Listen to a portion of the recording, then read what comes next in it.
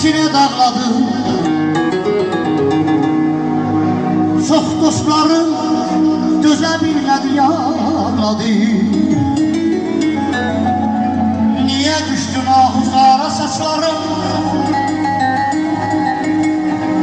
Deyirəm şux cavanlar indi özün öyəndə.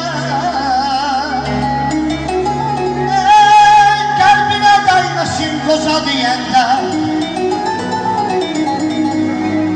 Axıb tökülürsən daraq dəyəndə. Bir üzü yağ, bir üzü qara saçlarım. Deyirəm belə sözün heç tutmazdım adını. Zavallı açmışdı qul qanadını. İndi bildim ağarmadın dadını. Tez ağardın aman qara saçlarım. Zavallığım sənə güman bağladım. Sən dəyişdin yarım sinə dağladım. Çox dostlarım dözə bilmədi, ağladı. Niyə düşdün ahuzara saçlarım? Deyirəm cananlıq aləmi məzə deməkdi.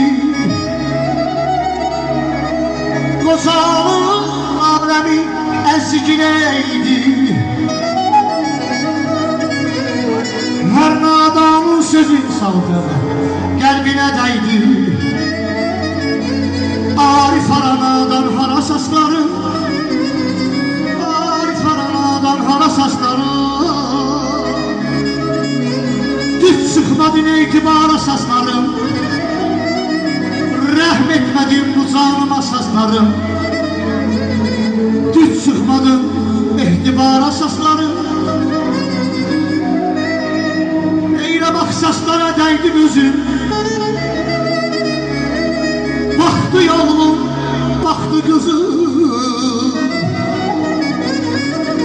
Min sualla dindi sazım. Bu nə qardır, bu nə boran. Doğrudan mı qocalıram? Doğrudan mı qocalıram? Doğrudan mı qocalırıq? Doğrudan mı qocalırıq? Ötən günlər dönməz deyil. Sağ ol. Nə tez açdı zirvələri. İndi budur fillələri.